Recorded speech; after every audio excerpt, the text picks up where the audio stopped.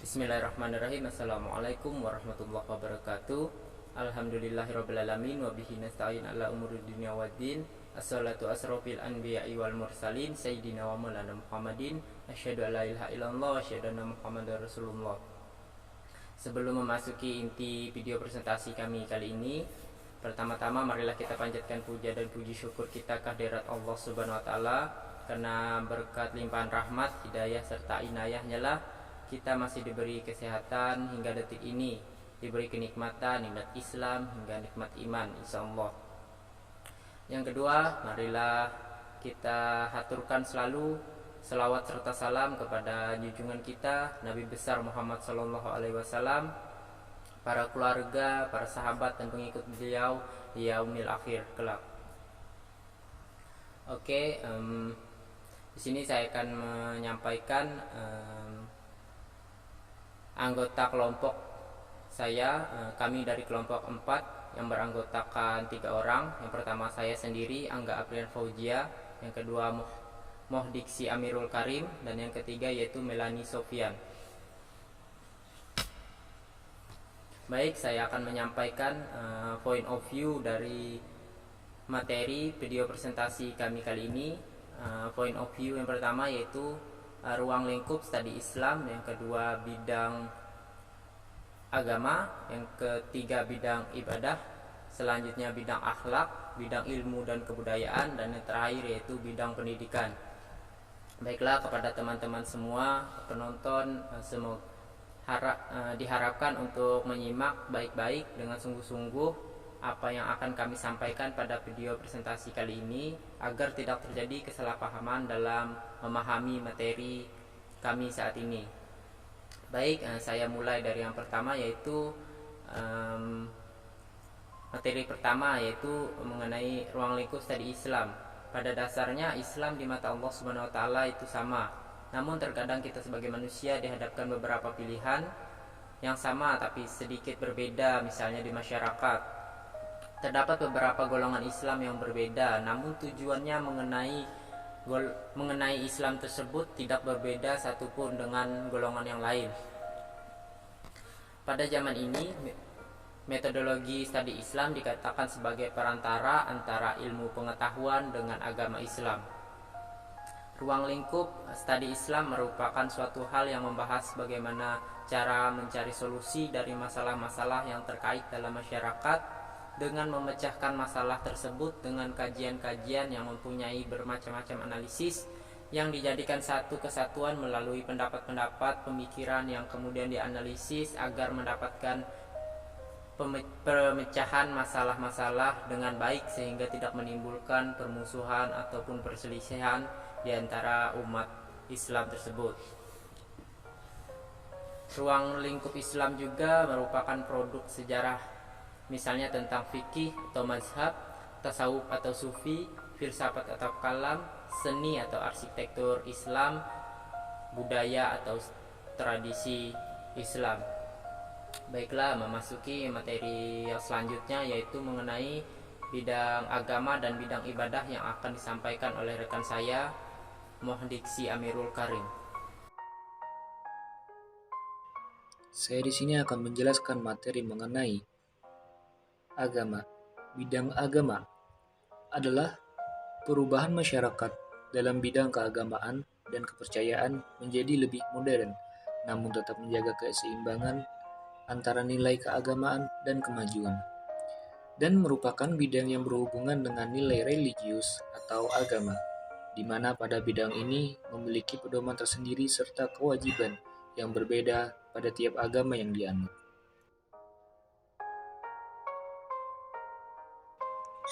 Yang kedua adalah bidang ibadah. Ibadah secara etimologi berarti merendahkan diri serta tunduk. Di dalam syara ibadah mempunyai banyak definisi. Definisi itu antara lain adalah ibadah, ialah taat kepada Allah dengan melaksanakan perintahnya melalui lisan para rasulnya. Ibadah adalah merendahkan diri kepada Allah Subhanahu wa taala, yaitu tingkatan tunduk yang paling tinggi disertai dengan rasa mahabbah atau kecintaan yang paling tinggi. Ibadah ialah sebutan yang mencakup seluruh apa yang dicintai dan diridhoi oleh Allah Subhanahu wa taala, baik berupa ucapan atau perbuatan, yang zahir atau yang batin. Baik, selanjutnya yaitu materi mengenai bidang akhlak. Dalam arti khusus, ihsan sering disamakan dengan akhlak, yaitu tingkah laku dan budi pekerti yang baik menurut Islam. Akhlak berasal dari kata kholako atau menjadikan, membuat. Dari kata dasar itu dijumpai kata khulukon dalam bentuk jamaknya yang artinya perangai, tabiat, adat, atau sistem perilaku yang dibuat. Adapun yang dimaksud dengan ihsan dalam hadis Nabi Muhammad SAW adalah seperti terlibat pada penggalangan hadis, yang berarti lalu malaikat Jibril bertanya, apakah ihsan itu? Rasulullah menjawab, engkau beribadah kepada Allah seakan-akan engkau melihatnya meskipun engkau tidak sanggup melihatnya, karena dia senantiasa melihat kamu. Dalam hal ini Al-Quran menekankan agar manusia tidak hanya berbuat ihsan kepada Allah Subhanahu wa taala, tetapi juga berbuat ihsan kepada seluruh makhluk hidup, yakni manusia dan alam, termasuk hewan dan tumbuhan. Ihsan kepada Allah merupakan modal yang sangat berharga untuk membuat ihsan kepada sesama makhluk Allah Subhanahu wa taala. Al-Quran memberi penghargaan yang tinggi terhadap perbuatan ihsan yang dilakukan manusia terhadap sesama dan lingkungan, seperti tersirat pada ayat-ayat Al-Quran.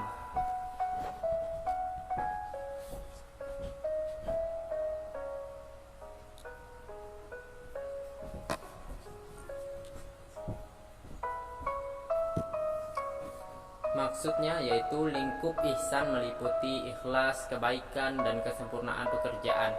Memang Nabi menjelaskan pula bahwa nilai ihsan adalah jiwa iman dan Islam.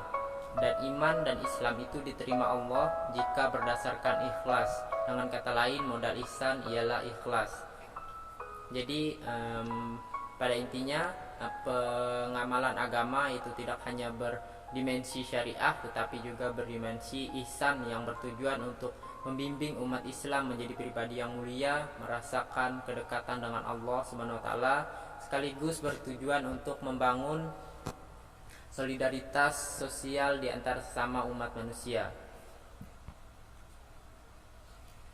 Baik, materi selanjutnya akan disampaikan oleh rekan saya Melania Sofian. Baik, selanjutnya adalah bidang kebudayaan dan ilmu. Sebelumnya, perlu kita ketahui apa itu kebudayaan dan ilmu.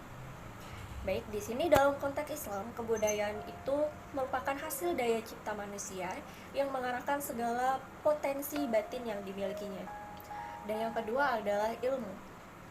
Ilmu merupakan pengetahuan mendalam atas hasil usaha para ilmuwan muslim atas persoalan duniawi dan ukhrawi yang bersumber kepada wahyu Allah. Bidang kebudayaan dan ilmu, agama ini bersifat universal culture, yang mana dalam prinsip teori fungsionalnya, segala sesuatu yang tidak berfungsi itu akan lenyap dengan sendirinya. Dan di sini perlu kita ketahui juga, jika agama itu dari sejak dulu dan sampai sekarang itu sudah memiliki eksistensinya, yang mana agama sangat berperan di dalam masyarakat. Dalam bidang ilmu dan kebudayaan, agama Islam mengajarkan kepada pemeluknya untuk dapat menerima masukan-masukan dari luar, yang mana sebelumnya kita ketahui jika agama ini memiliki peran di dalam masyarakat, yang mana tentunya memiliki banyak pro dan kontra di dalamnya. Oleh karena itu, agama Islam mengajarkan kepada pemeluknya untuk dapat menerima masukan-masukan dari luar atau dari berbagai pihak. Namun dari hal itu, kita juga harus bisa selektif dalam memilih masukan-masukan itu. Yang mana jika kita sebagai umat Islam untuk memilih masukan-masukan itu, kita harus melihat jika masukan itu tidak bertentangan dengan ajaran agama Islam dan sudah sesuai dengan ajaran Islam. Selanjutnya adalah bidang pendidikan. Sebelumnya perlu kita ketahui apa itu pendidikan.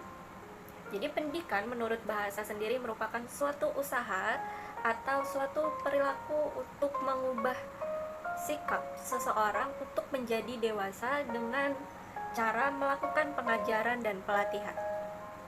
Nah, perlu kita ketahui juga karakteristik pendidikan dalam Islam sendiri adalah pendidikan untuk semua orang, education for all, baik untuk laki-laki ataupun perempuan, dan juga pendidikan sepanjang hayat, long life education.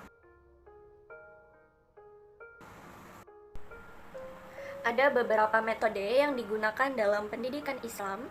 Yang pertama adalah ta'lim, tabyin, tafsil, dan tafhim. Nah, yang pertama adalah ta'lim. Ta'lim ini merupakan metode yang digunakan oleh pendidik dengan memberikan ceramah untuk mengajar. Dan ta'lim ini merupakan metode dasar yang digunakan dalam pendidikan. Dan yang kedua adalah tabyin.